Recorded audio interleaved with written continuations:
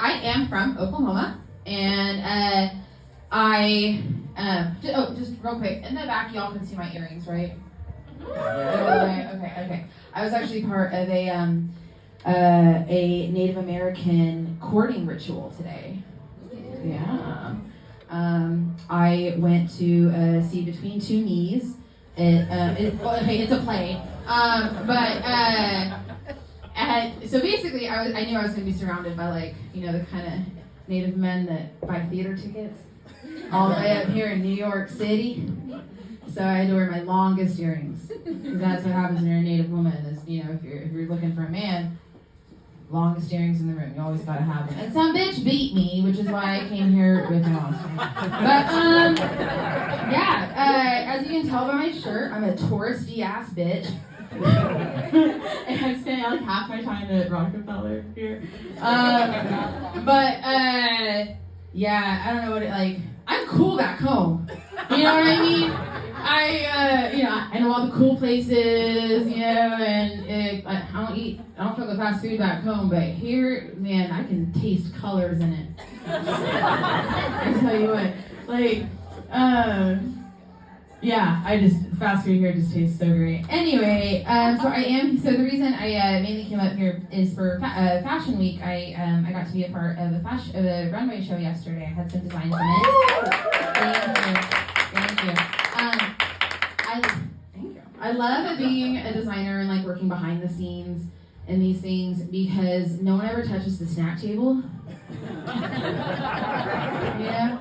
Because I'm a distance runner. I run 5 miles almost every other day. Thank you. Back home I'm athletic, and here I'm brave. The same thing happens in LA, New York and LA. I know what I'm getting into when I come up here. And something funny happened was I was just standing there in my getting ready clothes, and I digging around in my pocket, and I find a pill. Yeah. And I was like, oh yeah, my PM antidepressant. And I was like, hey. And I took it, and I'll be 31 in April. And it took a moment, and I was like, man, if this was 10 years ago, that would have been an ecstasy pill.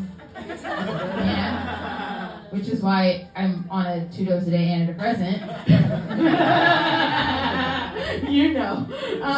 Anyway, my mommies are here tonight. It's funny because she can't hear you. It's okay. It's funny because we'll do all this. Let me move this so they can't. So she's. You don't need to have the flash on. Okay. Anyway, so it's funny because we'll go to all these places, and she's like, "Oh, look at it. Just keep rolling this one." And so we'll pass by these places, FAO Schwartz and American Girl, and she's like, "Oh, I can't wait to take the grandkids here." Oh man, I'm gonna get them Build-A-Bear. I'm gonna get them the doll, all of it. And I'm like, Mom, we came here in high school and stood right here, and I asked you for a Build-A-Bear, and you told me to go fuck myself.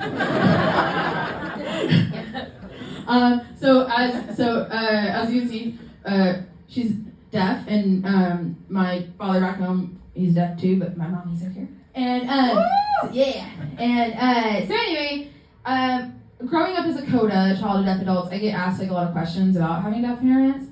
And I got a message from someone in high school, and they sent from someone from high school, and they sent me this video. I didn't watch it because I hate homework for my friends. And but he was like, "Hey, so if someone was deaf, and they're signing, and they lose one arm, how does that affect their sign language?" I was like, "About half? I don't fucking know."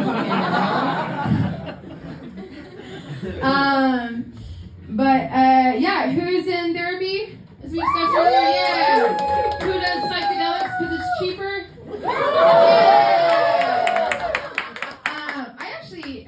I'm in therapy. I'm in a special Native American secret therapy.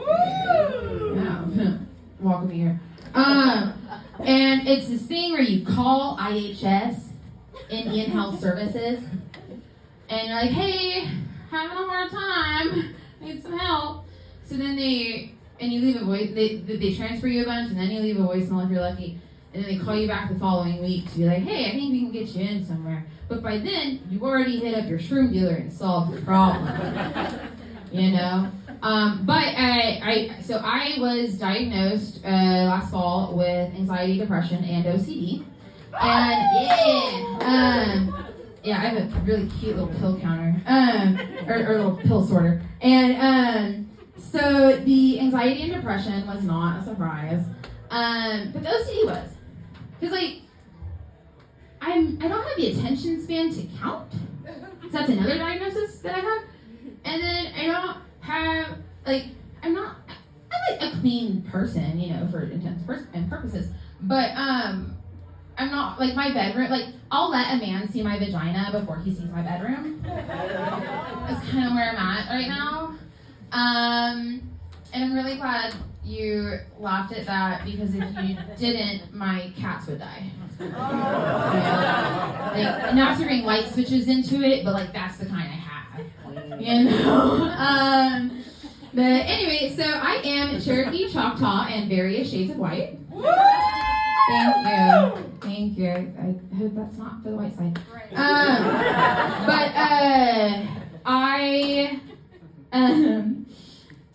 And another thing is you know, it is rude to ask someone how much Native are you, you know, and you know, we're layers, not slices, you know what I mean? And I thought someone would snap at that. Anyway, whenever someone does ask me that, I tell them, I'm like, well, I'm Native enough that at my family reunion this year, they had a game to and the prize went to whoever could guess the closest date to my cousin getting out. True story. Like out of prison. Yeah, that's how Native I am. Salina, Oklahoma, y'all. I'm from the suburbs, but I'll get to that. And that's not even the resiest thing about it. A 6-year-old won. True story. So White Kelsey, it was Hudson. She knows a little bit of my dad. As you can tell, this is my white side of the family here. So Native Kelsey and White Kelsey have two different experiences in this world. Native Kelsey got arrested at the Oklahoma Capitol for interrupting our governor's State of the State address. White Kelsey got arrested at the U.S. Capitol, but not for that. Not for that. I just had some things on federal property or something in the year 20, whatever. No, it's still federally legal. Anyway, but both Kelseys got the charges dropped. Thank you, New York City. My whole life I thought that would get a cheap applause. Anyway, let's see. Native Kelsey lives in a house that I don't have a light fixture in my living room, my bedroom, until my roommate tenants made me. We had a curtain as a door in one of the bathrooms, and I have that tool to go turn my water back on every month. Sometimes, you know. I guess everyone's apartments are, you know. Anyway, but White Kelsey calls it her 3-bedroom in the suburbs. Let's see. Native Kelsey drives a res car, which is, if you didn't know, it's what you would assume, just not a good car. And my cab lights are green for some reason. My volume button goes in random numbers, never the direction you want it to. My key fob doesn't work. So I gotta unlock it manually, but when I do, the alarm goes off every time. So I gotta yell at white people I promise it's mine. It's the whole thing. My friend, anyway, after I'll tell this joke at shows, and then I'll leave, and people, a few times it's happened, oh, there she is! So you hear my alarm going off. Anyway, White Kelsey calls it her Subaru Outback. White Kelsey, kind of dug Avatar Way of Water. Native Kelsey, I don't have to finish that joke. She hated it. But let's see, White Kelsey loves an iced coffee, and Native Kelsey is the color of her order. let's see. I feel like there's one more. Anyway, so being a native comedian, it's been such a joy, and it's like one of the proudest things I've ever done in my life is become a comedian. And I was sitting around with some comics from Tulsa, and we were talking about like getting our headshots and putting our EPKs together and stuff. And this one guy just like stares off into the distance for a while, and he comes back and he's like, "Hey, I have this idea."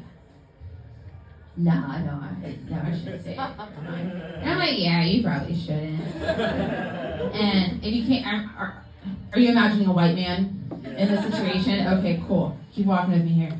And then he's like, no, I shouldn't. I'm like, yeah, you probably shouldn't. He goes, so, I could picture you.